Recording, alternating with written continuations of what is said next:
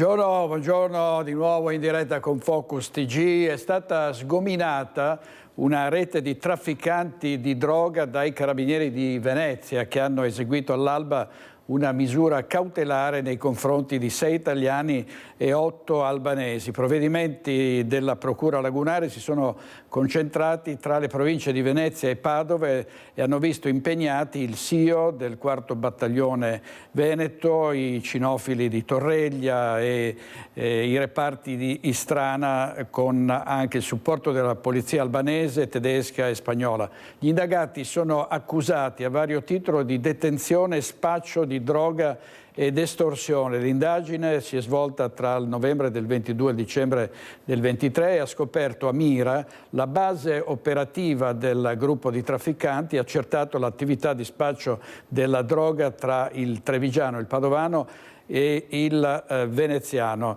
È stata fatta una spedizione punitiva nella casa di una persona da parte di questa banda che aveva presentato agli indagati un acquirente che poi non aveva saldato il debito, obbligandolo a pagare 5.000 euro dopo averlo minacciato di dargli fuoco cospargendolo di alcol etilico. L'uomo è stato però salvato dall'intervento dei carabinieri chiamati dalla compagna del malcapitato, quindi una banda che si dedicava allo spaccio ma anche alle minacce e alle estorsioni.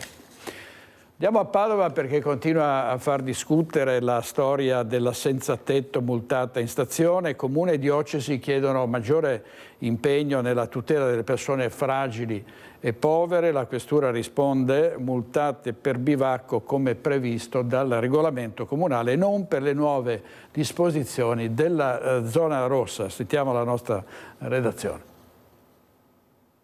Sono 5-6 multe într-un an și 6 mesi.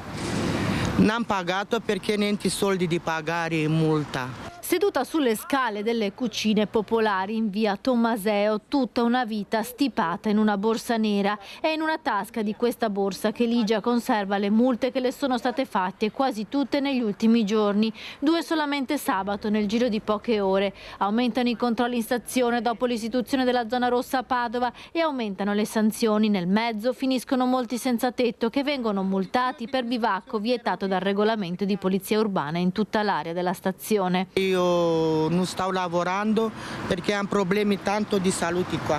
Ho ernia ombilicale, voglio operare, non voglio niente, anche non voglio dormire di là, non voglio si disturbo.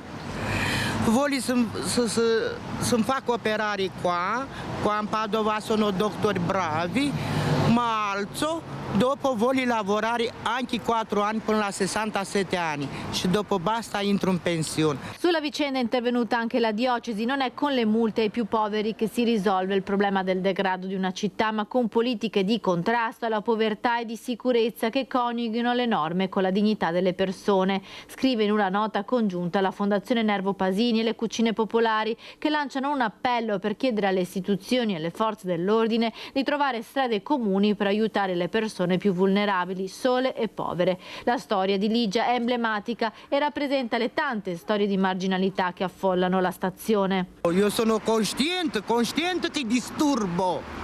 Sono cosciente, signora, che disturbo. Anche per poliziotti di stazione, anche per... Questa è la vita mia adesso. Hai visto più controlli in questi giorni? Sì, sono tanto, sono carabinieri, sono... penso che questura stau până la 12, 1, 3 di notte stau in stazione. La questura poi, dopo la nota della diocesi, ha precisato che dall'entrata in vigore della zona rossa lo scorso 6 febbraio, che rafforza i controlli e le misure di prevenzione, non ci sono state contestazioni a persone fragili o che vivono nella marginalità. Le multe effettuate alle 2 senza tetto lo scorso 8 febbraio sono state fatte per una violazione dell'articolo 19 del regolamento di polizia urbana, già in vigore da alcuni anni. Nei confronti delle 2 donne, ha aggiunto poi la questura, non ci sono stati provvedimenti di DASPO e nemmeno fogli di via. Beh, resta il fatto che le zone rosse servono proprio per allontanare coloro che sono responsabili di reati appunto dalle zone rosse e mettere in sicurezza tutta l'area interessata. Dopodiché ci vanno in questo caso ci sono andati di mezzo i barboni, ma per altri motivi i clochardi senza tetto. E c'è stata in stazione, c'è stato un presidio per i senza tetto per chiedere di non multare la povertà. Sentiamo. Un appuntamento in stazione portando qualche sacco a pelo per improvvisare un bivacco e per manifestare solidarietà alle due senza tetto multate. In 200 ieri sera si sono ritrovati nel piazzale della stazione di Padova, dove di solito sostano le due donne multate per bivacco come previsto dal regolamento di polizia urbana. Un'azione che fa seguito all'intervento del sindaco di Padova Sergio Giordani e le parole diffuse in una nota dalla diocesi che invita ad una maggiore collaborazione tra le istituzioni e richiamano alla difesa e alla tutela delle fragilità. Tra i presenti una folta delegazione di Coalizione Civica con le consigliere comunali Marta Nalina e Chiara Gallani. Fare una zona rossa a Padova oggi significa voler far passare un messaggio che Padova è una città insicura, che deve essere difesa, che siamo in una sorta di zona di guerra, in un conflitto e tra le persone ci sono conflitti. È proprio creare un clima di paura e poi volerlo anche affrontare in questa maniera insensata che arriva a marginalizzare per esempio la povertà, come poi è successo, che era quello che temevamo. Si è accerchiata una zona, sono aumentati i controlli, si sono messe alla berlina persone con problemi che potremmo avere tutti noi, che cerchiamo di affrontare quotidianamente in maniera diversa e invece ci si ritrova a marginalizzare la povertà. Questo non è accettabile. Alla manifestazione hanno partecipato anche tante associazioni come Giuristi Democratici, Padova Insieme e anche rappresentanti della Commissione degli Stranieri. Dobbiamo proprio stare attenti ai messaggi che mandiamo a casa, anche quello che sta succedendo in questi giorni da zona rossa. I ragazzi, soprattutto di colore, hanno paura, vedono i poliziotti e iniziano a correre. Ok? Anche è successo ieri in via vicino Pedro, dove un ragazzo nigeriano ha visto i poliziotti, i carabinieri, lui con la bicicletta ha iniziato a scappare. Torneremo sulla questione zone rosse, ne abbiamo parlato anche ieri sera a Focus, ma adesso andiamo a Venezia in diretta da Filippo Fois e da Simone Merlo per la parte tecnica, perché all'inaugurazione dell'anno accademico ci sono proteste da parte di studenti e precari. A te Filippo. Sì, buongiorno direttore, buongiorno ai telespettatori di Rete Veneta. Noi in questo momento prendiamo la linea dal rettorato di Ca' Foscari. L'inaugurazione dell'anno accademico si sta svolgendo, proprio mentre vi parliamo, al Teatro di Santa Margherita, dove c'è stata una prima parte della manifestazione che poi si è spostata qui nella sede centrale dell'Università di Ca' Foscari. Prima si parlava di zone rosse, qua invece abbiamo gli omini rossi e lo vedete anche da questi distintivi che sono stati preparati. Alcuni sono rossi, altri sono verdi, altri sono azzurri. Io vi chiedo a che cosa corrispondono quindi questi omini? No, sono le percentuali di assegniste e assegnisti che al 2019, stando all'8ª ricerca su dottorato e postdoc condotta dall'associazione ADI, vengono espulse ed espulsi dall'accademia dopo diverse posizioni. Quindi i primi, che sono i più numerosi, vengono espulsi dall'accademia dopo uno o più assegni e poi andando avanti i ricercatori a tempo determinato di tipo A e di tipo B. E gli ultimi, gli omini blu, sono gli unici che riescono a diventare strutturati effettivamente. Sono rarissimi, infatti non ne abbiamo visto, devo dire, forse anche perché qualcuno c'è, ma sono talmente rari che non ne abbiamo ancora incontrato uno. Lei per esempio che esperienza ha? Io sono recentemente a dottorato qui a Ca' Foscari in filosofia. Ci tengo però a dire che una presenza degli strutturati oggi c'era e per noi è un segnale importante. La richiesta molto semplice che abbiamo fatto è quella di esercitare maggiore trasparenza e di capire esattamente quali tagli sono stati decisi per Ca' Foscari, secondo quali criteri, e abbiamo ricevuto la solidarietà anche di altre assemblee nazionali come quella di Padova. Senza una collaborazione tra tutte le anime dell'università precaria e dell'università non più precaria, certamente non riusciamo a mettere a fuoco qual è il problema, che è grave. Certo, qua tra l'altro c'è un enorme paio di forbici, poi questo, vedete questo cartello, non tagliateci il futuro. È a rischio taglio il suo futuro personale? Sì, direi di sì. Io sono Giorgia, sono di Udui Venezia e siamo qui come collettivo Precarica per denunciare questa cosa, perché è stata chiesta anche l'interruzione delle attività accademiche che ci è stata negata. Ci è stato detto di fare rumore, di scendere in piazza ed è quello che abbiamo fatto per protestare per un futuro che è incerto. Ci viene chiesto sempre di più e ci viene dato sempre meno e allora l'università non deve essere questo. Tra poco tra l'altro dovrebbe anche arrivare la rettrice, perché qua è previsto credo un rinfresco post cerimonia d'apertura, per cui insomma poi sentiremo tutte le voci, naturalmente tutti gli aggiornamenti nel corso delle prossime edizioni del telegiornale. E intanto vi restituiamo la linea da Venezia. Grazie molte Filippo Fois e a Simone Merlo. Vediamo due titoli dal Gazzettino, il quotidiano del Nord-Est. C'è stata un'altra, l'ennesima aggressione ad un medico da parte di un tossicodipendente. È successo a Portogruaro, si rifiuta di prescrivergli i farmaci, lui lo butta a terra e gli procura una contusione alla spalla. C'è stata anche una nota del presidente della Regione Luca Zaia, che ha chiesto che si metta fine a questi reati contro il personale ospedaliero. Vediamo un altro titolo, sempre dal Gazzettino, e torniamo alla zona rossa. Avete visto prima l'intervista a questa senza tetto. Il vescovo sgrida la polizia, accanimento inutile, non è così che si risolve il problema del degrado. Eccellenza, il problema del degrado si risolve in tanti modi, la polizia si fa in quattro con i carabinieri, meno male che queste zone sono presidiate dalle forze dell'ordine, dopodiché può accadere anche che un senza tetto venga ingiustamente multato. E su questo torniamo a Padova da Valentina Visentina. A te Valentina. Sì, buongiorno direttore, noi siamo tornati anche oggi in stazione, perché ovviamente sta diventando sempre più un caso dopo l'istituzione della zona rossa, e le multe fatte alla senza tetto che siamo riusciti ad avvicinare ieri, che ci ha raccontato la storia, diciamo che hanno riacceso i toni del dibattito politico. L'avete sentito anche nel nostro servizio, le dichiarazioni, la nota della diocesi che invita a non combattere il degrado e la povertà con le multe, e anche la risposta che è arrivata ovviamente ieri sera dalla questura, che ha precisato una cosa che forse non è stata sufficientemente sottolineata, ovvero che le multe che sono state fatte a queste due senza tetto non rientrano nell'ambito dei provvedimenti che sono possibili con la zona rossa, ma sono multe dovute all'articolo 19 del regolamento di polizia urbana, ovvero il regolamento comunale. E questo quindi ha ovviamente riacceso anche il dibattito politico. Qui con me c'è Manuel Bianzale, consigliere comunale del gruppo misto, che insomma interviene sulla vicenda, la risposta anche da parte dell'opposizione a questo argomento. Innanzitutto bene precisare che ci dobbiamo attenere alle dichiarazioni ufficiali della questura, e cioè che l'elevazione della sanzione così alle due signore è stata fatta in applicazione di un regolamento comunale. Quindi la domanda sorge spontanea, cioè fino ad oggi, tra l'altro queste signore tra virgolette erano già presenti in stazione da qualche giorno, e la domanda è a questo punto chi non ha fatto rispettare il regolamento comunale nei giorni precedenti. È ovvio che non vorrei che venisse strumentalizzata questa vicenda, queste situazioni delle due clochard semplicemente per fare polemica politica di cui non ce n'è bisogno, perché la solidarietà, la povertà, le situazioni di indigenza vanno affrontate senza se e senza ma da qualsiasi istituzione, indipendentemente dal colore politico.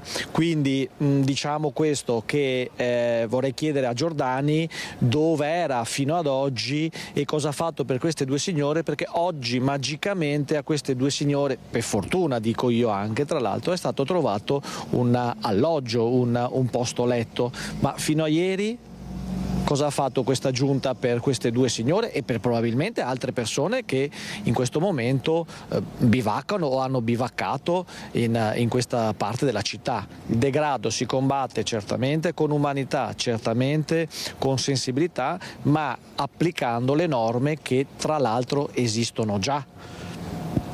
Ecco, allora ringraziamo Manuel Bianzale per questa dichiarazione. Ovviamente il tema è molto sentito in città, anche i residenti sono intervenuti sulla questione delle zone rosse, ma la vicenda delle due clochard si inserisce nell'ambito del regolamento di polizia urbana. Da Padova è tutto, linea allo studio.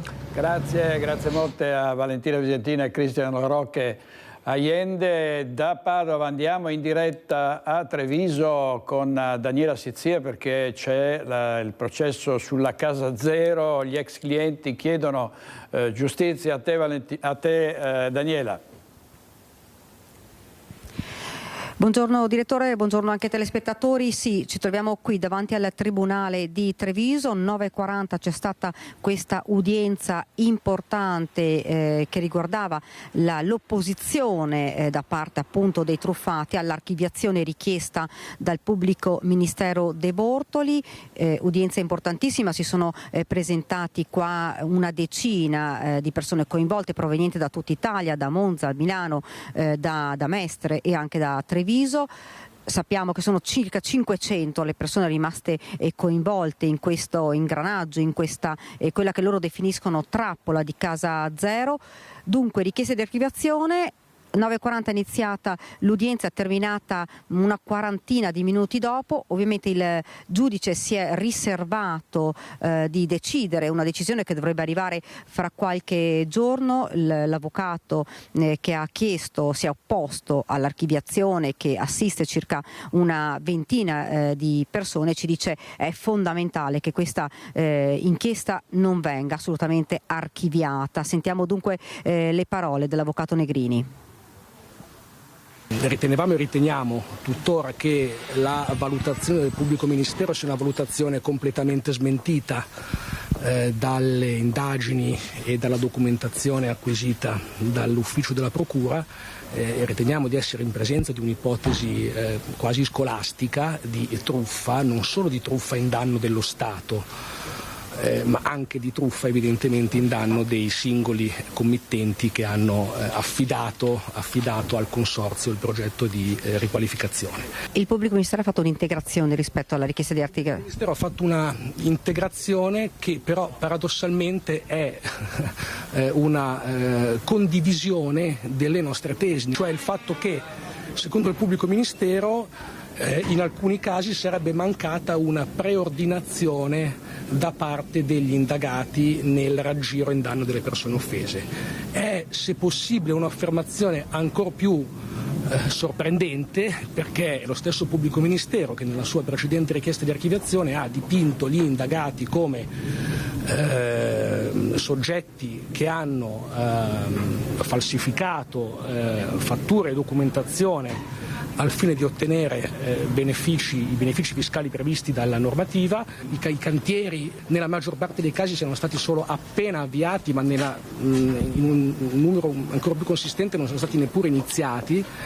Quindi è del tutto evidente che vi sia stata dall'origine una volontà truffaldina da parte degli indagati nei confronti delle persone offese. Quindi è un'argomentazione che ci lascia ancora più sgomenti, se possibile, e che confidiamo non venga in alcun modo presa in considerazione dal giudice. L'Agenzia delle Entrate rischia di bussare alla porta dei truffati? È un falso sostenere che i cittadini siano, come dire, in una botte di ferro a fronte della mera denuncia. È necessario che la denuncia sfoci, come abbiamo chiesto oggi, in un procedimento penale e che il procedimento penale accerti la responsabilità degli indagati. Questo per garantire, solo in questo caso, per garantire sicurezza ai committenti rispetto ad eventuali azioni di rivalsa dell'Agenzia delle Entrate.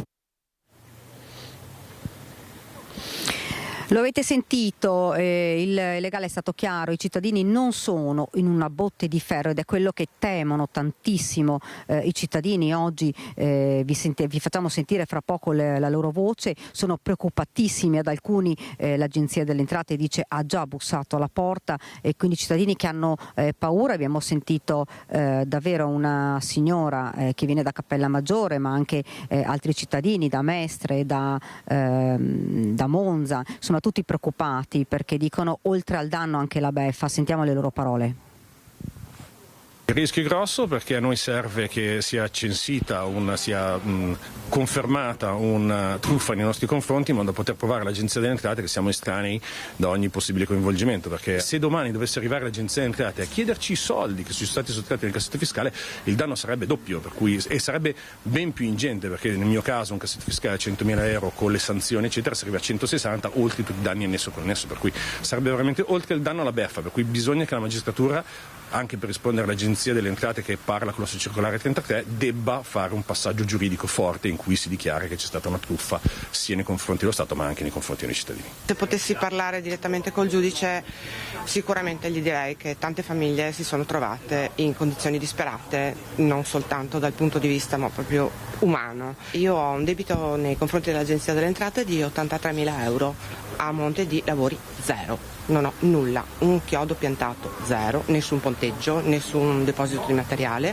solamente un cartello lavori bello, pulito, lucido. Le famiglie si sono veramente disperate. Io credo che una situazione di questo tipo nell'ambito del nostro territorio non sarebbe, mai avrei pensato potesse accadere.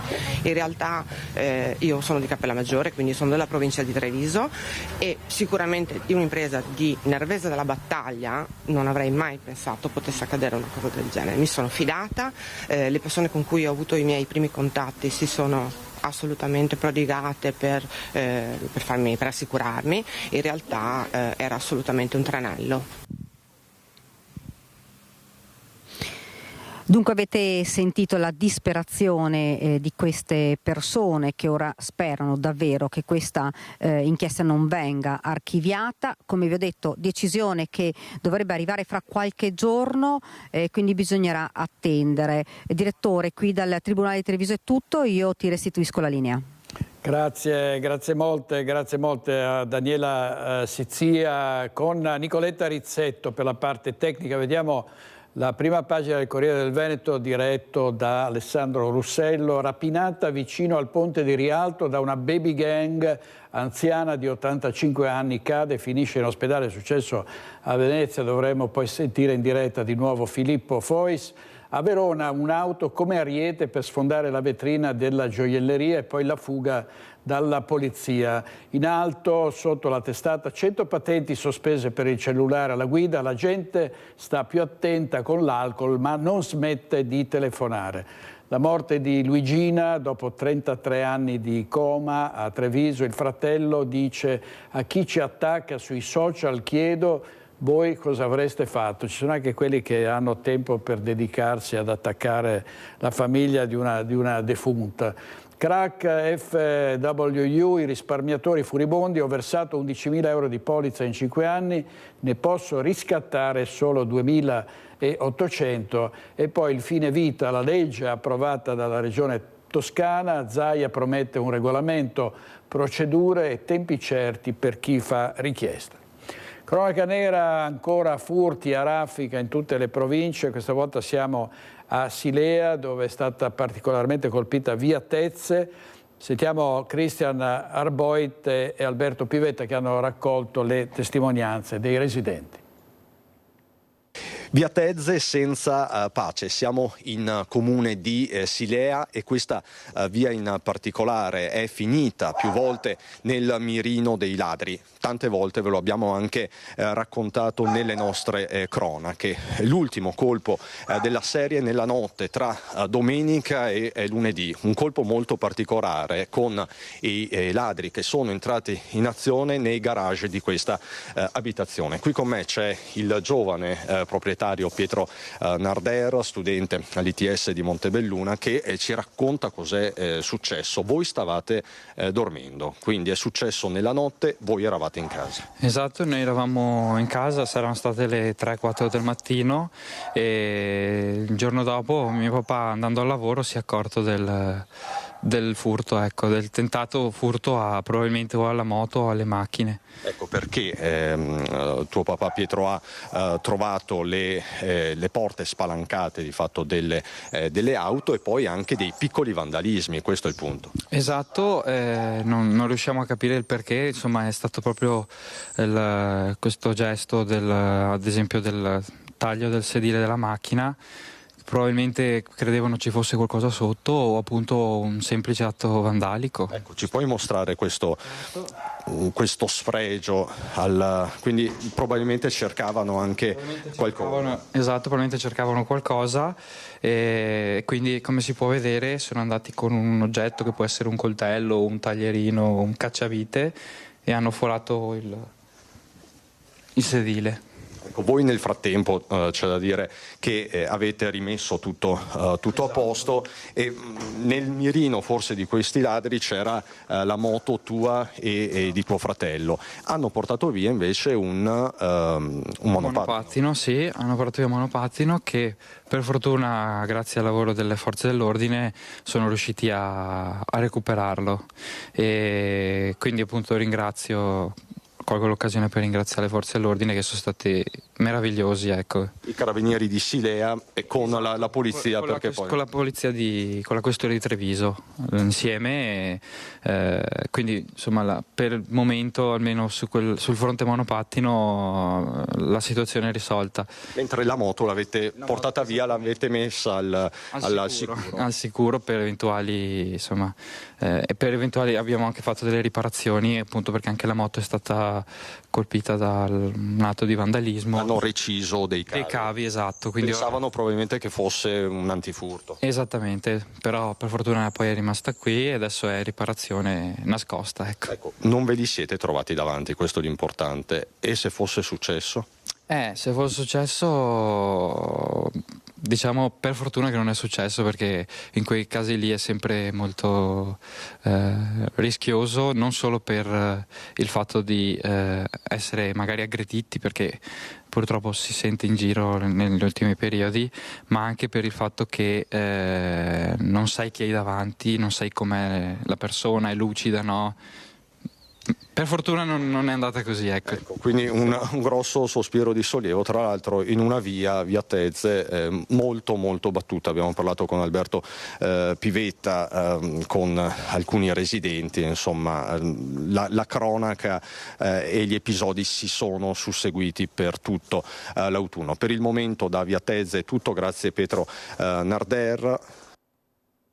Grazie a Cristian Arboit, Alberto Pivetta, oggi in regia Andrea Basso e Italo Morao.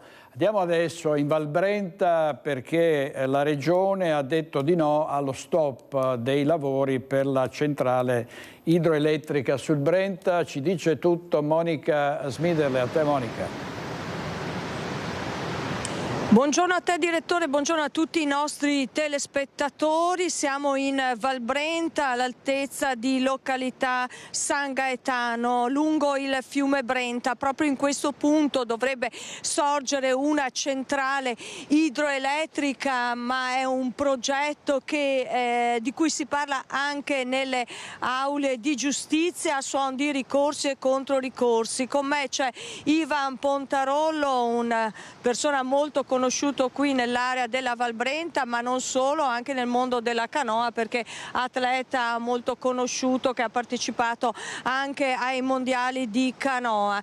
Pontarollo, che cosa vi preoccupa? Perché voi dite no a questo progetto di costruzione della centrale idroelettrica in questo punto del fiume Brenta? Perché è una chicca della regione Veneta, ma non solo italiana, è un tratto di fiume ancora dove tutta l'acqua tutto l'anno è navigabile, c'è una portata sufficiente anche per la fauna ittica, per una sostenibilità della fauna ittica. Abbiamo 6 centrali idroelettriche qui che ci attorniano a noi, dunque il tratto di fiume dal confine trentino fino alla pianura veneta non c'è acqua, è tutto derivato dalle centrali idroelettriche e questa che abbiamo a monte, centrale idroelettrica, produce energia per fare bitcoin, moneta elettronica. Dunque sì, direi che oltre per altri motivi dal punto di vista sportivo, agonistico e turistico non sa da fare. Senta, che cosa provocherebbe la costruzione di questa diga per la centrale idroelettrica? Innanzitutto dal punto di vista sportivo abbiamo vinto 3 medaglie d'oro e una di bronzo alle Olimpiadi, dunque qui abbiamo anche 2 centri federali di canoa e di rafting che tutti i club vengono qui ad allenarsi. Dal punto di vista invece turistico, amatoriale, educativo ci mancherebbe tutto un tratto di fiume di accessibilità al Ponte Subiolo, che è una parte molto importante per arrivarci dal punto di vista naturalistico, ma soprattutto mancherebbe tutta la parte dell'imbarco, cioè dei mezzi per il trasporto delle imbarcazioni e dei ragazzi che scendono dai pullman in sicurezza. Voi avete chiesto lo stop di questo progetto alla Regione? Abbiamo chiesto lo stop, dunque innanzitutto il Consiglio regionale di qualche anno fa aveva dato un input alla Giunta di creare dei regolamenti o delle norme che tutelassero questo tratto di fiume unico nel Veneto. E poi abbiamo chiesto al Tribunale Superiore delle Acque che venga fatta la via da questa ditta che ha chiesto Quindi la valutazione di impatto ambientale, ma è arrivato in queste ore proprio il no? È stata rigettata la richiesta. Allora abbiamo fatto la richiesta al Tribunale Superiore delle Acque che è al vaglio, ci sono delle varie udienze, ci vorrà del tempo, abbiamo fatto delle osservazioni, delle perizie tecniche, ma soprattutto la Regione sta andando avanti con il procedimento di autorizzazione e su questo noi siamo molto arrabbiati su questo fatto perché non abbiamo vicino a noi la Regione che ci supporta nonostante l'opposizione sia dalla parte delle amministrazioni locali, il Comune della Valbrenta in particolare e della Federazione Italiana Rafti, della Federazione Italiana Turistica, noi e del bacino acque Fiume Brenta che rappresenta 3.000 soci pescatori. Si sta muovendo con voi anche la Federazione Nazionale della Canoa per dire no al progetto? La Federazione Italiana della Canoa ha già detto no con delle sue osservazioni. Ha presentato una ricca relazione per quanto riguarda la realizzazione di un canale per poter navigare, per la sicurezza soprattutto. Sono state citate delle norme umbre che poco si avvicinano a questo aspetto fluviale e comunque diciamo che c'è una forte opposizione di tutto questo mondo, ma soprattutto perché è l'unico tratto navigabile in Veneto, c'è una risorsa importante per noi abitanti del posto e anche per tutta l'Italia. Quindi la battaglia continua, io ringrazio Ivan Pontarollo e restituisco la linea allo studio. Grazie molte Monica Smidel e Andrea Benetti per la parte tecnica. Le strade devono essere messe in sicurezza. A Vicenza sono arrivati i fondi necessari per fare molti lavori, comprese anche le piste ciclabili, i passaggi pedonali, le rotatorie. Andiamo da Luisa Bertini e da Simone Squarcina per la parte tecnica per queste novità. A te Luisa. Sì, buongiorno direttore, buongiorno ai nostri telespettatori. Una rivoluzione per quello che riguarda la sicurezza stradale, si parla di incidenti e si parla anche di soluzioni. In arrivo un bando che permetterà ai comuni di mettere in sicurezza le strade, ovviamente tarandole sulle esigenze poi di ciascun comune. Io sono in compagnia con Francesco Enrico Gonzo, delegato provinciale alla viabilità. Ecco, in che cosa consiste questa novità? La novità consiste in un tempo molto più anticipato rispetto agli anni scorsi. Consentiamo ai comuni di presentare i loro progetti di miglioramento della viabilità provinciale insistente nei territori comunali anzitempo rispetto agli anni passati, quindi anticipando anche la possibilità per l'ente sia comunale sia provinciale di migliorare la programmazione finanziaria. C'è un'altra novità, abbiamo aumentato il contributo arrivando a 450.000 euro in percentuali decrescenti in base all'aumento del numero di abitanti nei vari comuni, e poi l'attenzione all'utenza fragile della strada, quindi a pedoni e ciclisti in particolare. Ecco, in che cosa consisteranno questi interventi? Consisteranno in progetti che i comuni presenteranno alla provincia entro fine marzo, e chiediamo che si abbia un'attenzione particolare appunto ai pedoni e ciclisti, quindi miglioramento degli attraversamenti pedonali, ma anche messa in sicurezza di intersezioni e tutte quelle opere anche di via di ciclabilità, quindi i ciclisti itinerari che possono interessare i ciclisti lungo le provinciali. L'attenzione va poi anche in tutte quelle intersezioni, magari in corrispondenza anche di fermate di SVT, quindi trasporto scolastico, che hanno difficoltà particolari soprattutto in relazione al traffico viario. Quindi una serie di interventi che i progetti comunali andranno a dettagliare presentandoli entro il 31 marzo e consentendo poi anche alla provincia di Vicenza di stanziare le risorse necessarie. Il bando verrà pubblicato con una dotazione minima che consente consenta poi la pubblicazione ai fini burocratici, ma poi la provincia non si è mai tirata indietro nel sostenere le richieste dei sindaci, e quindi anche in questo caso la provincia si farà parte attiva nello stanziare le risorse necessarie per rispondere a questa prima chiamata, per così dire, verso i comuni. Ecco, l'avete sentito, una prima chiamata che parla in termini di sicurezza stradale, problema che viene sempre più messo in luce dai singoli enti comunali. Io ringrazio il nostro ospite per essere stato con noi e restituisco la linea allo studio. Grazie molte a Luisa Bertini, a Simone Squarcina. Ancora cronaca a Casale sul Sile alle 6:30 questa mattina. C'è stato un incidente sul lavoro, una pattuglia dei carabinieri da Zero Branco e anche lo Spisal sono intervenuti presso l'azienda INPA, azienda che produce bobine di plastica, per un operaio che è rimasto ferito ad un braccio, verosimilmente a seguito di uno schiacciamento causato da un cilindro d'acciaio. L'inferito è cosciente, non è in pericolo di vita, è stato trasportato in codice rosso dal 118. Trovato in un garage a Quinto di Treviso un laboratorio tessile, altri laboratori tessili di Straner Roncade, con tanto di letti di fortuna per far dormire gli operai tra un turno e l'altro, e ancora un'azienda di packaging a Zero Branco. Attività tutte gestite da cittadini di origine cinese, finiti al centro dei controlli svolti nei giorni scorsi da Guardia di Finanza, ARPAF, Ispettorato del Lavoro e Vigili del Fuoco. In 3 dei 4 laboratori controllati, rispettivamente di circa 400, 100 e 60 metri quadri, sono state accertate condizioni di assoluto degrado e pericolo, con l'impiego di 2 lavoratori clandestini, oltre a violazioni delle norme in materia urbanistica riguardanti la gestione dei rifiuti, irregolarità così gravi che hanno indotto i finanzieri del gruppo di Treviso a sequestrare d'urgenza i 3 immobili del valore complessivo di 300.000 euro, 33 macchinari, 37 banchi da lavoro. L'intera attività è stata poi convalidata dal giudice per le indagini preliminari presso il locale tribunale. Gli amministratori delle 4 imprese di nazionalità straniera che operavano sulla base di commesse ricevute da imprese locali sono stati segnalati alla Procura della Repubblica di Treviso.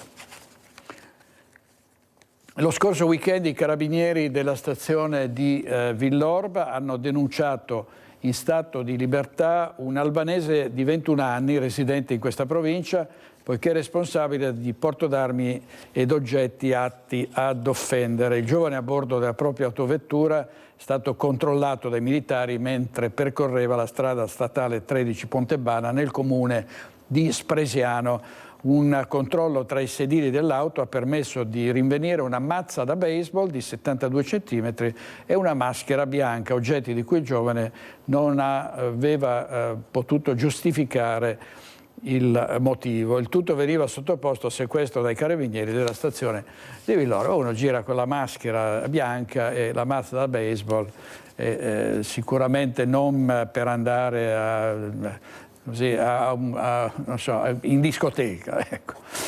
Durante un controllo in piazza De Gasperi la polizia ha arrestato, e siamo a Padova, un 45enne sudanese che aveva tentato di colpire gli agenti lanciando delle bottiglie raccolte da un cestino. Un poliziotto è rimasto ferito alla testa.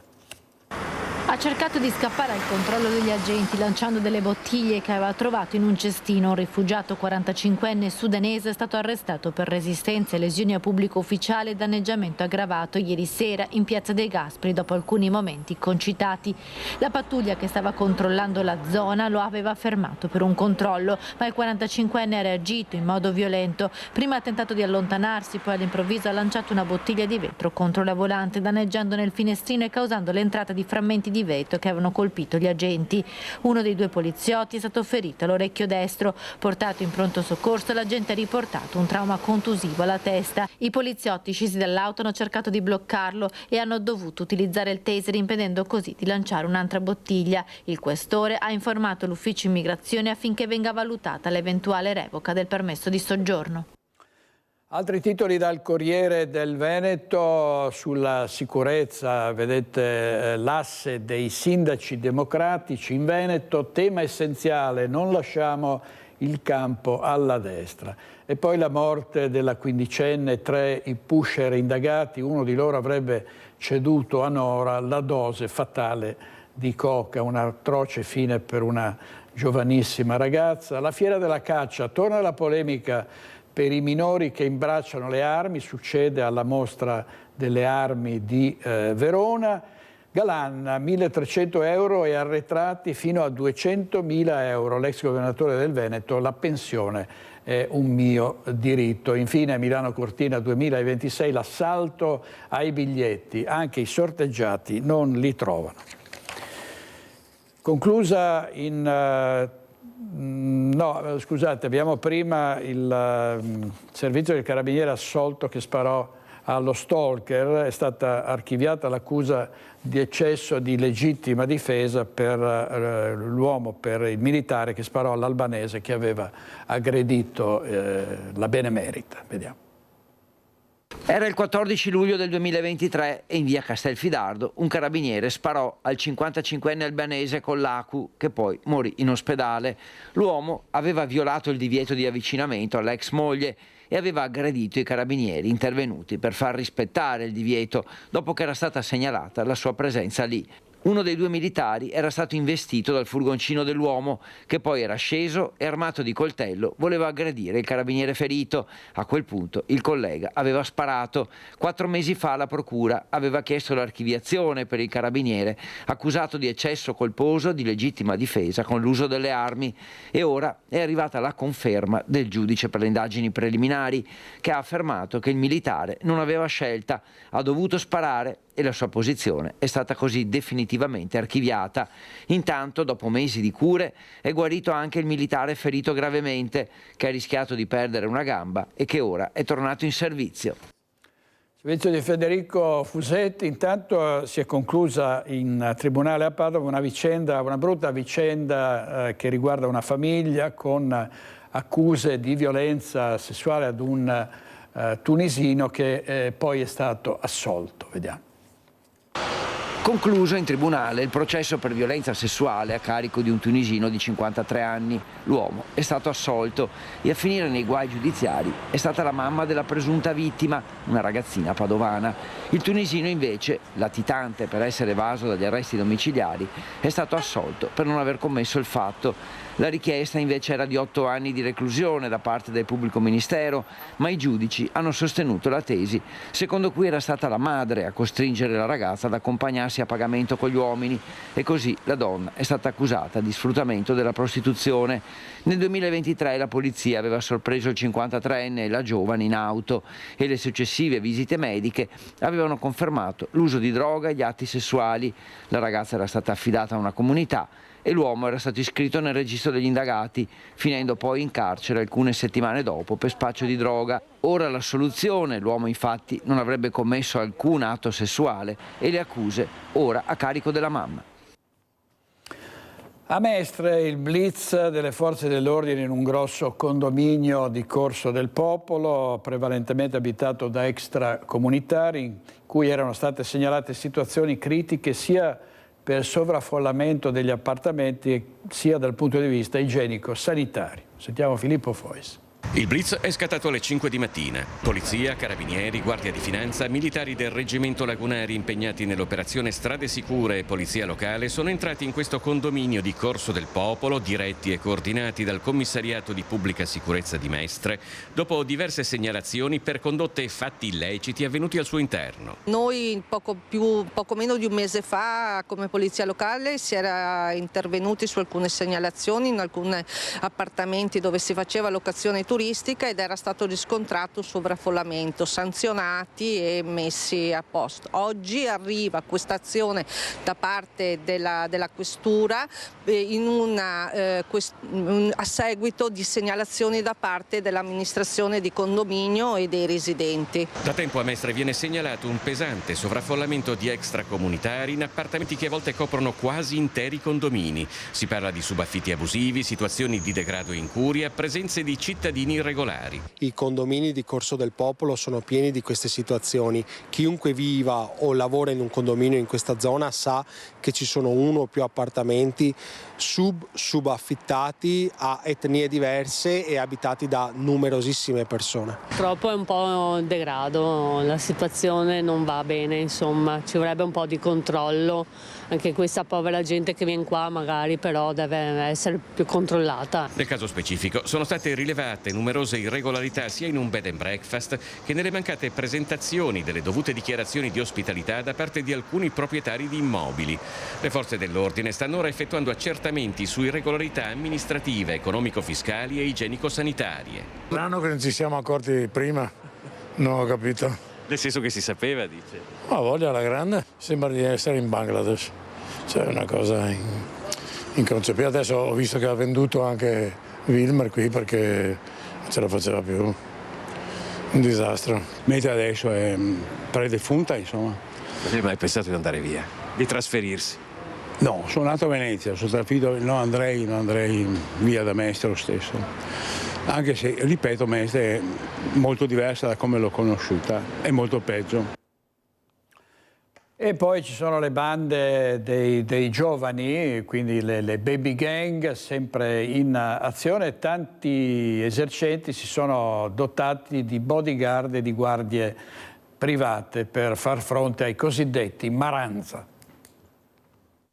Baby gang e sicurezza delle città, maranza e locali pubblici che vietano l'ingresso a potenziali gruppi di violenti. A Ringhi il fenomeno visto con gli occhi dei vigilantes privati e assoldati dagli esercenti per arginare un fenomeno ormai dilagante. Sta sfuggendo di mano.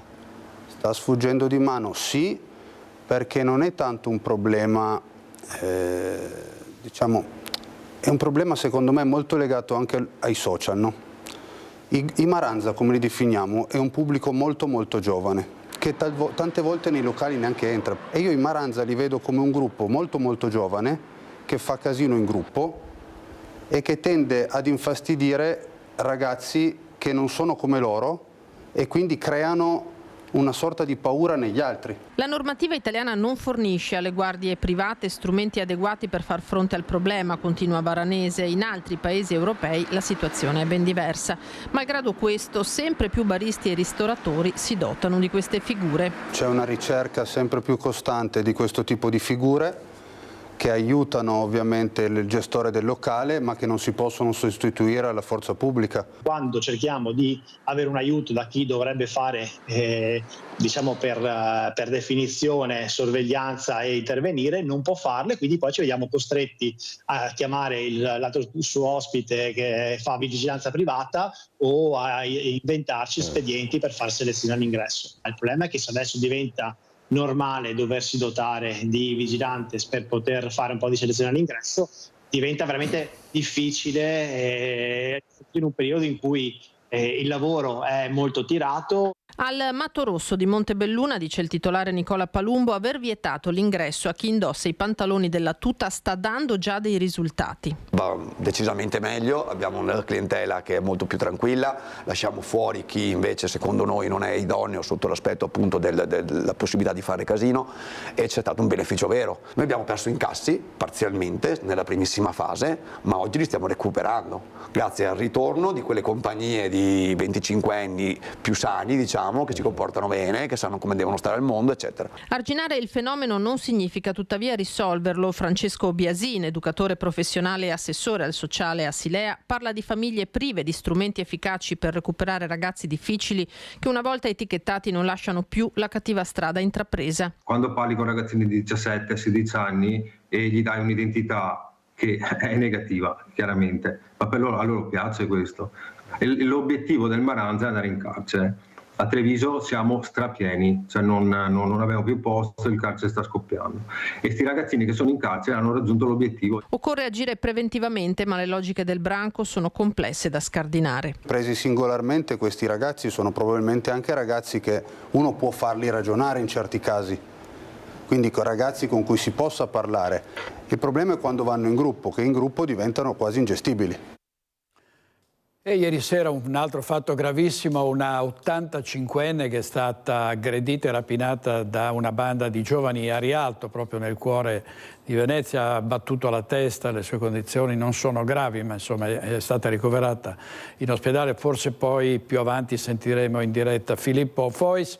Di sicurezza, di zone rosse, di paesi che invece non sono adeguatamente controllati contro la malavita. Abbiamo parlato ieri sera Focus, tra gli altri il sindaco di Tombolo, Luca Frasson. Sentiamo cosa ci ha detto. Ogni sindaco credo che si trova a gestire in questo momento, tra l'altro poi è un tema che è molto presente nei social, e se devo dire la mia, l'intervento che mi ha dato più fastidio di tutti, ma veramente fastidio questa sera, è quando chi sta in opposizione dice ma noi dobbiamo ricordare i nostri paesi come paesi sicuri. Non è che noi siamo felici di sponsorizzare i nostri paesi come paesi insicuri, però il tema è veramente molto delicato e complesso. Concordo pienamente con l'ultimo intervento in cui l'assistenzialismo è la cosa peggiore che possiamo fare.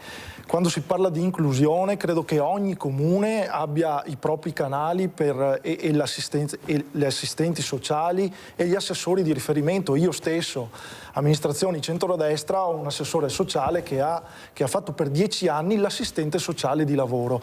Però con l'assistenzialismo non si va da nessuna parte, ci vogliono regole e regole precise, perché se uno entra a casa mia può fare certamente quello che vuole, ma con le mie regole, altrimenti lo mando fuori da casa mia o dal mio comune in senso largo. Le zone rosse sono chiamate così, credo, un'invenzione un po' più pubblicitaria che il resto. Da me, nel mio comune, io ce le ho da tempo le zone rosse, che non sono nient'altro che delle zone attenzionate dove i miei agenti di polizia e i carabinieri ci vanno molto più spesso, e non è vero che controllano solo chi ha precedenti penali, ma proprio perché vanno lì molti meno ragazzini e baby bang vanno lì. Avrete letto i giornali, qualcuno di voi li avranno letti, perché sono finito in tutte le testate regionali quando ho usato un termine forte nel mio intervento qualche mese fa, dopo l'ennesima segnalazione da parte di cittadini di una baby gang che si stava sbeffeggiando di loro e aveva acceso addirittura un falò in un parchetto, usavano sostanze che non andavano bene. Sono intervenuto personalmente e vi posso dire, dicendo tra l'altro e facendo scrivere sui giornali che la prossima volta li prendo a calci nel sedere, sedere lo possiamo dire, lì non ci sono più venuti. Però siamo in queste condizioni, comune di 8.500 abitanti, dove il sindaco, oltre a tutti i problemi che ha, deve anche stare dietro a queste cose. I nostri agenti sono professionisti di polizia locale, come diceva Giuseppe Pan dalla vicina Cittadella. I carabinieri stanno mettendo in campo forze veramente enormi, quantomeno nell'Alta Padovana, ma non basta mai. Poi voglio ricordare a tutti che gli agenti di polizia, oltre all'intervento fatto prima, sono dipendenti comunali, e un comune di 9.000-10.000 abitanti ha 3-4 agenti di polizia a 36 ore alla settimana. Magari possono fare qualche ora di straordinario, ma queste sono le condizioni in cui i comuni si trovano a lavorare. Quindi io credo che ogni intervento che possa migliorare in qualche modo la sicurezza dei nostri territori è un intervento valido. Poi... Intervento valido, questo era il sindaco di Tombolo ieri sera a Focus. Adesso andiamo in diretta. Torniamo in diretta da Christian Arboit. A te, Christian. A te. Sì, direttore, buongiorno di nuovo anche da parte di Alberto Pivetta. Prosegue il nostro racconto nella Marca assediata dai ladri, perché è un vero e proprio assedio. Prima eravamo a Silea, il tempo di cambiare location, ci troviamo ora a Salvatronda, frazione di Castelfranco. Siamo alle porte di Castelfranco Veneto, in quella Marca occidentale che ha subito un vero e proprio stillicidio di furti nell'ultimo periodo. Qui con noi c'è un giovane, Federico Mariuz, che è proprietario di questa casa, che è stata visitata dai ladri nelle sere scorse, tra sabato e domenica. Esatto. E ci sono diverse particolarità in questa visita. Quali, Federico? Sì, allora ci siamo accorti che nella serata di sabato sera, successivamente a un compleanno, perché insomma in occasione del mio compleanno i miei familiari verso l'una di notte sono andati via, e proprio 40 minuti dopo sono questi ladri sono stati ripresi dalle telecamere. Sono entrati in azione, sono stati ripresi dalle videocamere di una casa qui vicina. Forse avete già le immagini, questa sera sicuramente le vedrete. Quindi questi ladri sono entrati in azione probabilmente scavalcando il cancello. Esatto, il cancello che è stato segnato, come ho fatto recapitare il filmato, da una matita che ha segnato proprio tutto il cancello. Io ieri sera ho cancellato, in quanto per dare almeno segnale di esserci accorti dell'intrusione. E oltre a questo abbiamo trovato la telecamera manomessa, in quanto possiamo entrare, certo, manomessa, e gli infissi bucati. Non ci siamo accorti subito, ci siamo accorti successivamente, in quanto avevano chiuso il balcone, perché il balcone era aperto di quella finestra lì, e hanno forato e probabilmente non sono riusciti a entrare o sono stati disturbati, perché c'è stato un foro solo che è riuscito a passare, come possiamo vedere, e successivamente hanno chiuso il balcone, e quindi ci siamo accorti di questa stranezza, perché è l'unica finestra aperta di questo ambiente. E poi analizzando, insomma, siamo riusciti a vedere che hanno proprio forato e niente. Non hanno portato via nulla. Non riusciamo a stabilire cosa ci sia stato portato via, o se sono stati disturbati, o se non sono riusciti a entrare.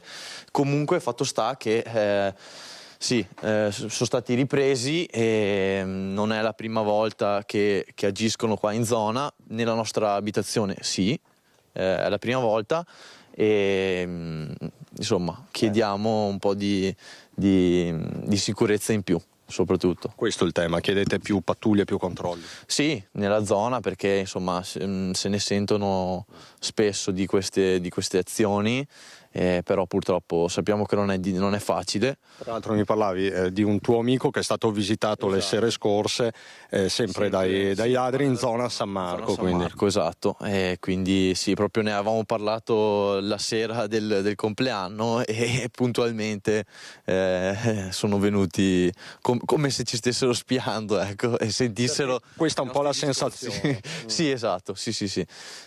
Quindi sì. Io ho fatto anche un appello sul gruppo Facebook dei cittadini di Castelfranco, anche per mettere insomma al corrente tutti, e fare attenzione qua in zona, che non si sa mai. Grazie Federico. Due quindi le particolarità di questo furto: la manomissione delle telecamere, il fatto che sono entrati in azione quando voi eravate in casa e dopo una festa particolarmente partecipata, e appunto l'elemento di questi segni che sono comparsi sul cancello, perché molto spesso si dice no, è una leggenda, non ci sono i segni, non segnano le abitazioni. In questo caso probabilmente la casa è stata segnata. Sì, esatto. Sì. Grazie Federico, studente tra l'altro in ingegneria biomedica, quindi grazie davvero per questa tua testimonianza. Con Alberto Pivetta, direttore, ti restituisco la linea. Grazie molte a Cristian Arpoi. Non si può andare avanti così, dobbiamo aspettare che ci sia il morto, no? In seguito a un furto finito male, a un'irruzione, a una rapina. Il ministro Piantedosi dovrebbe venire quanto prima in Veneto, prima che questo caso, appunto, in seguito magari a qualche tragedia, diventi un caso nazionale. Lo dovrebbe già essere, perché qui è un territorio devastato da queste bande di predoni. Andiamo in pubblicità con i nostri registi Andrea Basso e Italo Morao, torniamo subito.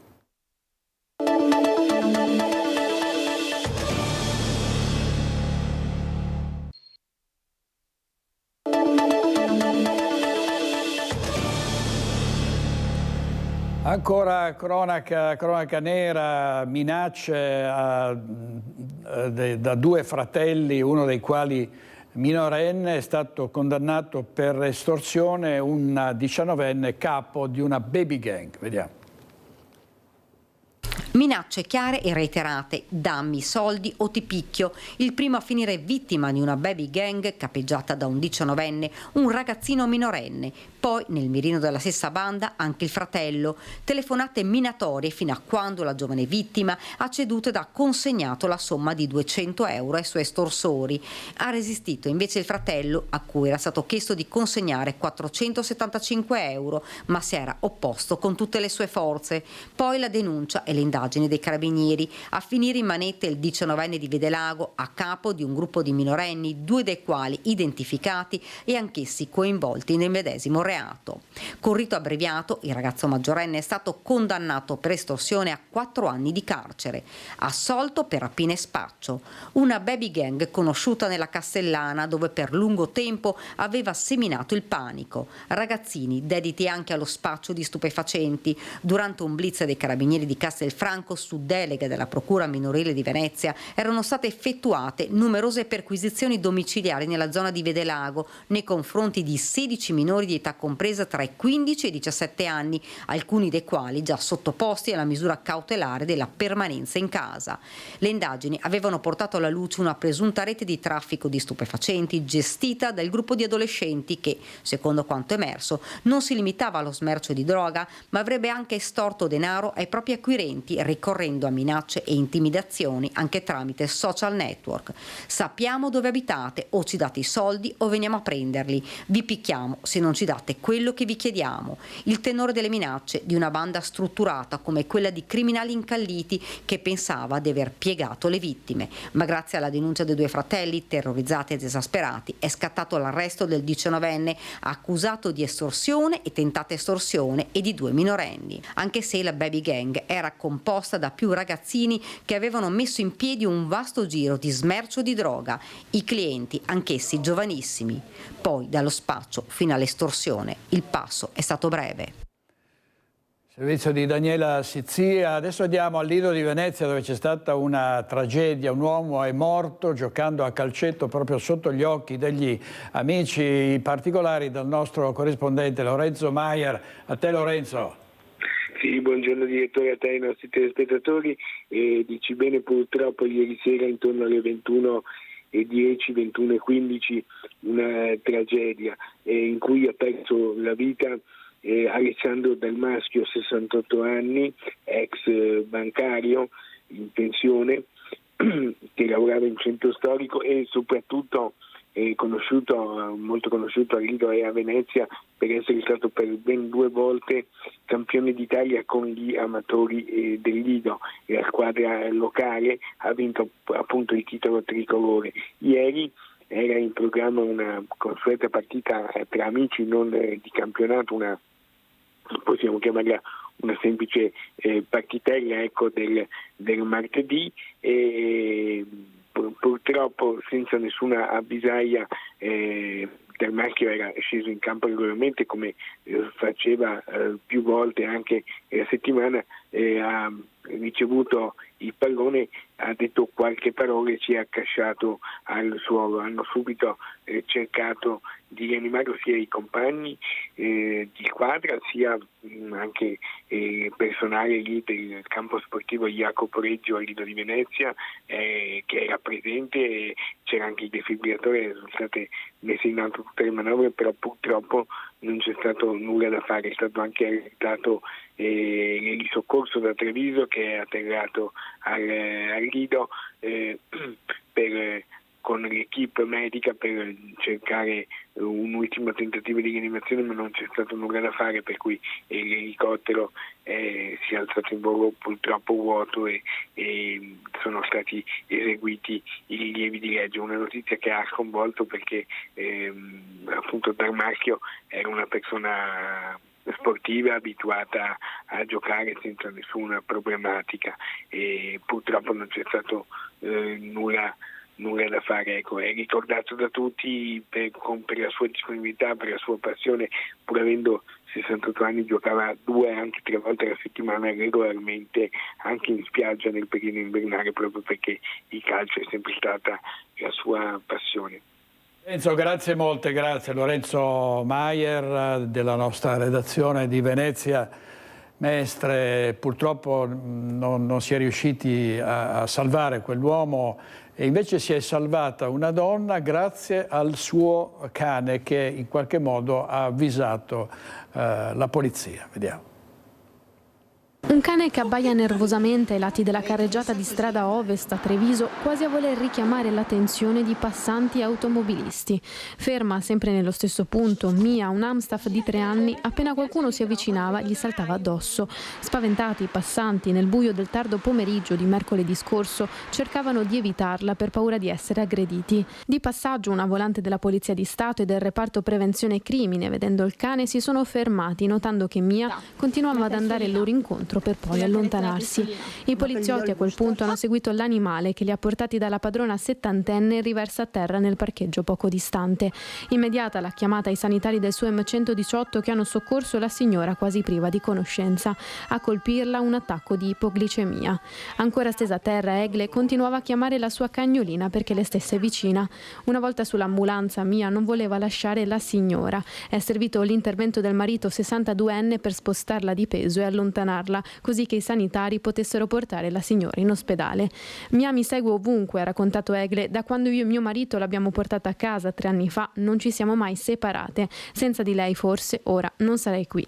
Il ringraziamento poi alle forze dell'ordine che l'hanno salvata, una vicenda di cui presto tutta la comunità di Treviso è stata messa a conoscenza. Il plauso anche del vice sindaco Alessandro Manera. E ancora una volta si denota quanto i nostri amici a quattro zampe siano importanti per noi e quanto tante volte abbiamo più sensibilità anche degli umani, soprattutto quando devono stare vicini a persone con disabilità di qualsiasi età. Gli animali hanno una sensibilità particolare, lo dimostrano in diversi modi, forme. Ci sono tante associazioni che lavorano con gli animali esattamente per ottenere quei risultati e quel tipo di empatia che spesso l'uomo non arriva ad avere. Vice sindaco di Treviso Alessandro Manera, prima dicevamo che il ministro degli interni Piantedosi dovrebbe fare un salto in Veneto, anche perché gli è arrivata una lettera da Cristian Demma, presidente dell'associazione Furti in Corso, che gli chiede di rendere più sicura la nostra regione anche attraverso un inasprimento delle pene. Sentiamo. Mi sono permesso di scrivere ai ministri, al ministro Piantedosi, al ministro Nordio e, perché no, sono andato anche più in alto e sono andato alla Presidenza della Repubblica, dove alla fine gli ho scritto, in base al fatto che mi sento sempre di rappresentare queste migliaia di persone, che secondo me non è più ammissibile andare avanti così. Dopo aver chiesto un faccia a faccia negli studi di Antena 3 con il ministro della Giustizia, il trevigiano Carlo Nordio, Cristian Demma, presidente dell'associazione Furti in Corso, ha inviato una PEC al ministro dell'Interno Matteo Piantedosi chiedendogli di essere ricevuto a Roma per avanzare una precisa istanza, quella di promuovere la modifica delle leggi attuali, prevedendo la certezza della pena per reati come i furti in abitazioni e attività commerciali, invertendo così la tendenza in atto a una sostanziale depenalizzazione. Non basta mettere mano agli organici delle forze dell'ordine. Non solo c'è carenza di personale, ma anche se andiamo a duplicare il personale, fin tanto che non ci sarà una certezza della pena vera e propria, ovviamente tutti facciamo molta fatica e poi vediamo un po' rendere vani questi sforzi. Ecco. Le continue sollecitazioni al governo sono la dimostrazione che per Demma l'esecutivo di centrodestra non stia facendo abbastanza. Si può fare di più, ma certo, siamo arrivati talmente in basso secondo me che si può fare qualsiasi cosa. Pugno duro anche con i baby bulli, invoca infine il presidente di Furti in Corso. Per troppo tempo, dice, si è fatto finta di niente. Si deve ritornare anche ai famosi riformatori e casi di correzione giovanili, perché sennò dopo vediamo come sta andando avanti la situazione, che tanti vedono in città gente con coltellini e coltelli che poi me lo dicono e poi per un bel pezzo abbiamo anche purtroppo tanti fatto finta di nulla finché poi non è scoppiata la patata e là si è dovuto dire tutti quanti a gridare all'allarme. Servizio di Lina Paronetto e poi ci consolano delle storie molto belle di uomini, di donne che trovano magari un portafogli e lo restituiscono. Questo è il caso di un ambulante che ha ridato 700 euro ad un'anziana signora. Ho comprato cose per 10 euro, 3, e ho perso il portafogli, dove c'erano dentro 700 euro. più la carta d'identità e tutto il resto. Naturalmente sono arrivata a casa quando me ne sono accorta, sconvolta, pianto, ho cercato disperatamente in macchina. Dopo un po' suona il telefono, è la polizia, la quale mi dice che una persona del banco del mercato ha consegnato il portafoglio con tutto, dico tutto. Non si è tenuto una lira. Ed eccolo l'ambulante del mercato al banco di Piazzale Burchiellati. Lo abbiamo cercato e trovato. Si chiama Shazeb Ascar, vive a Solesino nel Padovano. Aveva 16 anni quando è arrivato in Italia per ricongiungersi con il papà, subito tra i banchi del mercato dove lavora dal 2009. Oggi Shazeb di anni ne ha 32, 2 figlie di 4 e 6 anni. Una volta terminato il turno tra i banchi, la settimana scorsa ha portato il portafoglio alla polizia. Ho trovato in mezzo alla roba. Quanti soldi c'erano? No, non li ho contati. Ho visti che c'erano un paio da 100 euro e no, non li ho contati veramente. Ti è mai balenata l'idea di tenerteli quei soldi? No. Non è nemmeno la prima volta per lui, è il terzo portafoglio ritrovato. Qui sui banchi, 6 giorni su 7, un lavoro che ama e di cui va fiero. Lavoriamo un po' tutto Veneto, perché sabato sono a Pordenone, poi altri mercati faccio Padova e vicino. Che ora ti svegli la mattina? Presto, molto presto, alle 4 mesi. Sognavo, sì, volevo fare negozio, ma alla fine ho trovato questo e meglio di negozio, almeno fino adesso. Un gesto che dovrebbe essere scontato, ma non sempre lo è. Un episodio che rivela la grande dignità che dà il lavoro, un battito d'ali che muove il vento. È stato veramente commovente, non mai avrei pensato che uno del mercato che lavora per guadagnarsi da vivere, non per come noi che ci compriamo qualcosa in più, è stato un gesto fantastico, veramente. È vero, si viene rincuorati da queste storie. Il servizio di Anna De Roberto. Andiamo a vedere la storia di una lunga trafila giudiziaria. Dopo 80 anni, i figli di un soldato trevigiano internato in un lager dai tedeschi, dopo l'armistizio dell'8 settembre del 1943, hanno ottenuto oltre 300.000 euro di risarcimento dei danni della prigionia. Catturato l'8 settembre del 1943 dai tedeschi, deportato in Germania in campi di lavoro, liberato il 23 aprile del 1945 e tornato a casa, nella Marca. 80 anni dopo, ai figli del militare trevigiano è arrivato un risarcimento di 300.000 euro dopo un lungo contenzioso. I figli, sull'onda anche di alcune azioni che in altre regioni italiane altri avevano fatto, hanno deciso un po' di ricordare questo padre che nel frattempo era mancato e fare questa azione non tanto per un discorso di risarcimento economico, ma più che altro per in qualche maniera onorare la memoria. Dopo un lungo iter giudiziario, la sentenza che sanciva l'ingiusta detenzione ed il relativo risarcimento arrivò nel 2018, ma rimase nel limbo. Finché lo Stato italiano nel 2022, per non incorrere in sanzioni internazionali a seguito delle proteste della Germania che sosteneva di aver già chiuso con l'Italia la partita dei danni di guerra, ha emanato una norma con cui ha stabilito che queste sentenze non potevano più essere eseguite contro la Repubblica tedesca, ma avrebbe provveduto lo Stato italiano con un apposito fondo. Dal 2022 si arriva al 2024 e di soldi ancora non si vedono. E a un certo punto tentiamo l'unica strada possibile, cioè rivolgersi a un tribunale, e in effetti in questo caso la cosa è stata efficace, perché fatta la richiesta ai primi di novembre, notificato il ricorso, dopo 15 giorni sono arrivati improvvisamente i pagamenti. Ad 80 anni dalla liberazione del militare e dopo 20 anni di contenzioso è quindi arrivato il risarcimento ai figli. I figli comunque erano già soddisfatti della verità di quando nel 18 era stato riconosciuto che il papà era stato detenuto ingiustamente, e poi chiaro c'è anche la parte dopo economica, e diciamo sono rimasti contenti che alla fine si è arrivati a una soluzione, seppure con fatica e con molto tempo.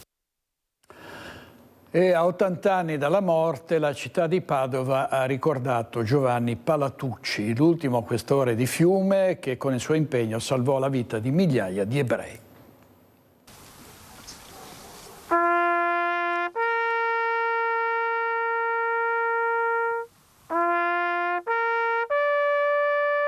Le note del silenzio accompagnano il ricordo di Giovanni Palatucci, l'ultimo questore di Fiume, giusto, del mondo e servo di Dio morto nel campo di sterminio di Dachau il 10 febbraio del 1945. Un saluto commosso nel Giardino dei Giusti del Mondo a Padova con le autorità cittadine e gli studenti della scuola Don Bosco. Palatucci è stato un uomo giusto e ha collaborato anche seguendo la sua coscienza religiosa per riparare il mondo. Una vita spezzata a soli 35 anni, quella di Palatucci, che il 15 maggio del 95 venne insignito della medaglia d'oro al merito civile alla memoria dal Presidente della Repubblica Oscar Luigi Scalfaro. Mi piace proprio nella motivazione trovare il collegamento, il link dove del conferimento della medaglia d'oro alla memoria di Giovanni Palatucci come funzionario, come patriota e come cristiano. Sicuramente tre capisaldi proprio di questo uomo, di questa persona, che hanno interpretato la sua giovane vita votata al servizio a favore dello Stato, a favore del prossimo, il servizio a favore anche di chi era perseguitato e il servizio quindi a favore dell'umanità, dei valori trasversali, fondanti, importanti di tipo universale. L'impegno del ricordo da trasmettere anche e soprattutto alle nuove generazioni. Importante coltivare, curare e trasmettere la memoria appunto ai più giovani, affinché sia di monito e quindi questa consapevolezza sia un po' una sorta di spirito critico per evitare che certi orrori, che certe tragedie che hanno colpito l'umanità, che ancora oggi purtroppo sono sotto gli occhi di tutti, debbano avere a ripetersi. Quest'ora di Padova Marco Odorisio, andiamo in pubblicità e poi torniamo subito da voi.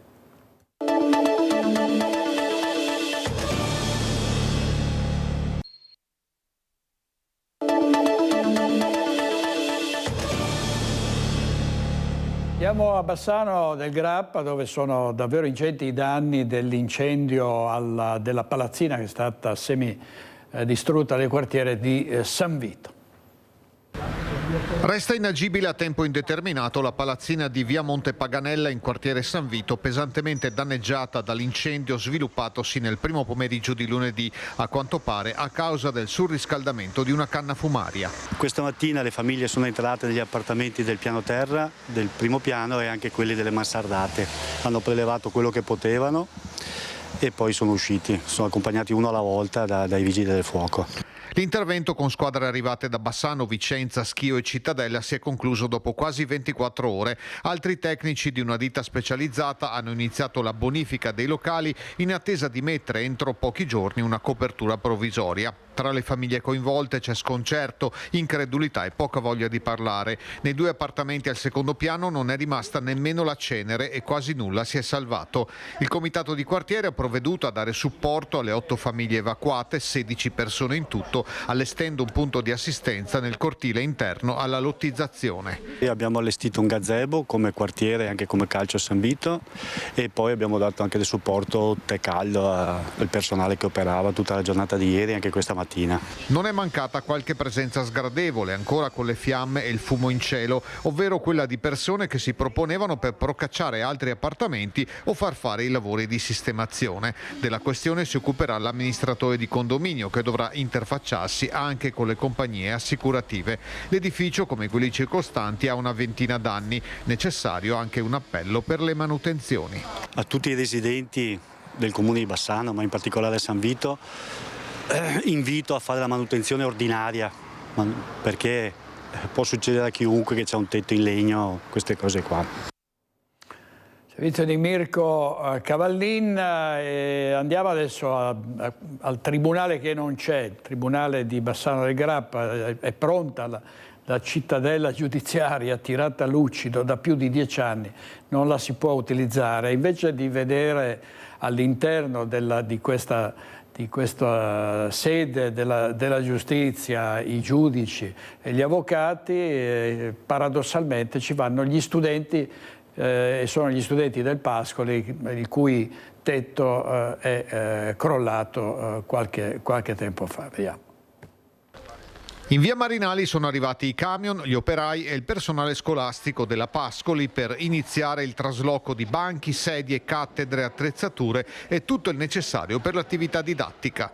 Si sta cercando di correre il più possibile, tante persone che stanno dando una mano, comprese il corpo insegnanti, i collaboratori scolastici, insomma tutti insieme si cerca di dare una risposta il più rapido possibile. Noi stiamo lavorando per riuscire a far entrare i ragazzi già questa settimana, anche per lanciare insomma un messaggio che noi ci siamo mossi velocemente e insomma in 2 settimane siamo riusciti a rispondere a un'emergenza e quindi a poter reinserire i bambini in un contesto scolastico, ecco, in questa tempistica. Le lezioni saranno fino a giugno nei locali da più di un decennio destinati al Tribunale. Gli spazi sono ampi qui e quindi le possibilità di fare sono da un lato anche ci sono più possibilità, chiaro che dopo bisogna un attimo organizzarsi in maniera differente da come erano abituati. L'anno scolastico si concluderà in maniera provvisoria nella sede del Tribunale e questo ci permetterà di fare valutazioni rispetto alla Pascoli e gli interventi da fare presso appunto la scuola.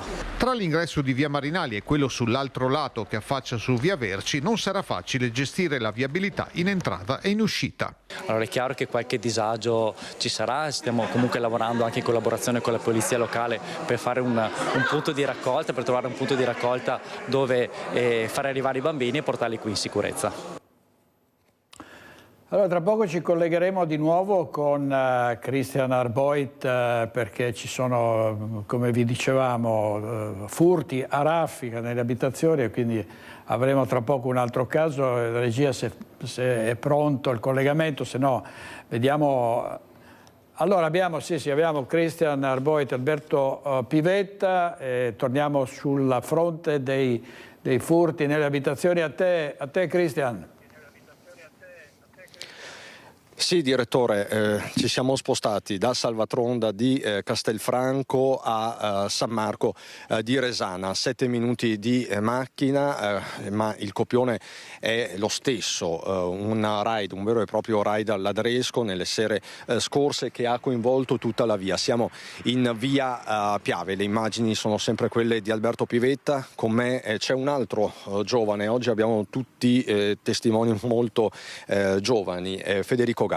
Federico, cos'è successo? Siamo quindi nella notte tra venerdì e sabato. Tra giovedì e venerdì. Giovedì e venerdì. Giovedì notte sì, sono arrivati dei ladri su questa via, hanno provato a entrare in 3-4 abitazioni, in una hanno provato a chiamare i carabinieri sono giunti nella casa e era questo attorno verso mezzanotte e poi dopo che sono andati via i carabinieri sono ritornati, hanno fatto anche altre case tra cui la nostra, hanno provato a entrare forzando il portoncino e infatti è rotto, adesso l'abbiamo sistemato, comunque è rotto e poi hanno anche staccato un pezzo di grondaia perché hanno provato a entrare dalla finestra sopra e probabilmente poi hanno visto l'allarme e quindi si sono dileguati e comunque sì, è successo insomma tra giovedì notte.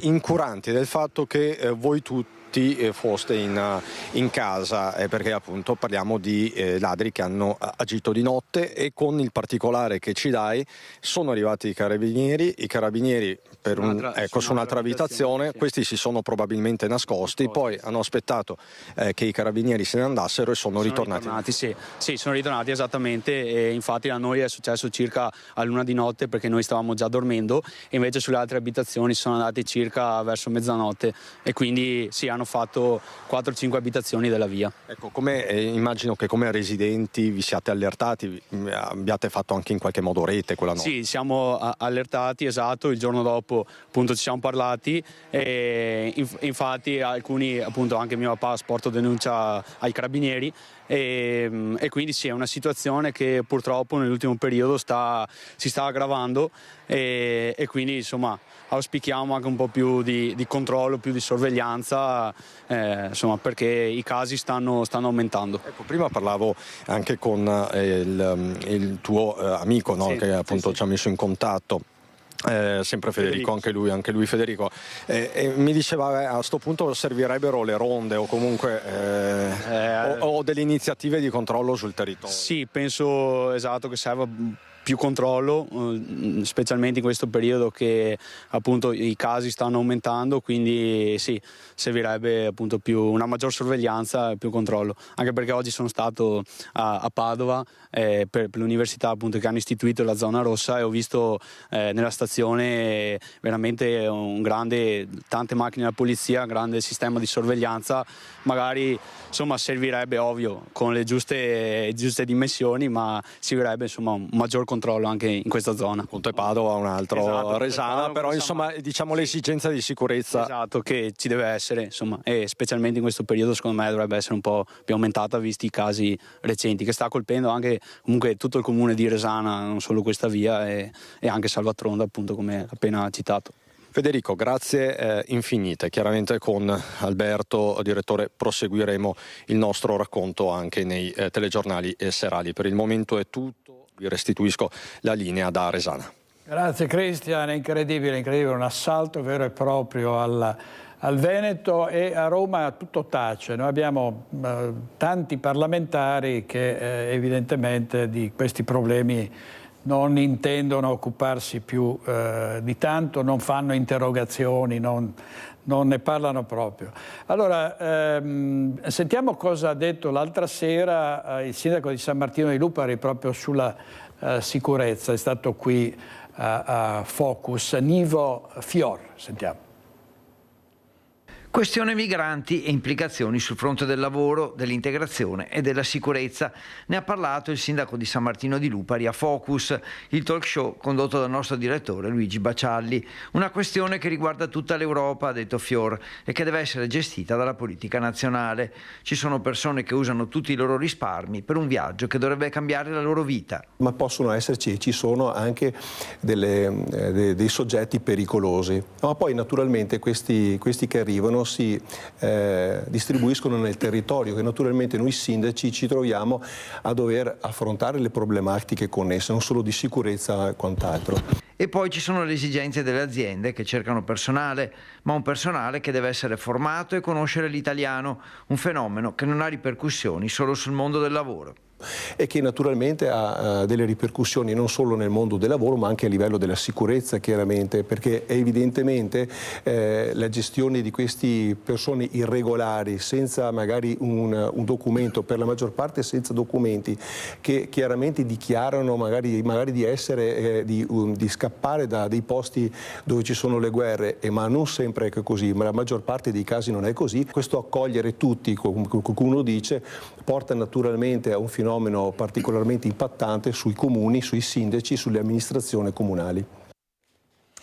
Bene, tutto per questa edizione di Focus TG. Vi ricordo stasera l'appuntamento con Focus, il nostro talk alle 21:15. Gli ospiti Alberto De Franceschi, Gianluca Forcolin, Renato Mason, Mauro Memo, Francesco Pontelli, Riccardo Szumski, Enrico Turrin e Matteo Zuccol. Grazie, buona giornata e grazie ai registi Andrea Basso e Italo Morau. A stasera, arrivederci.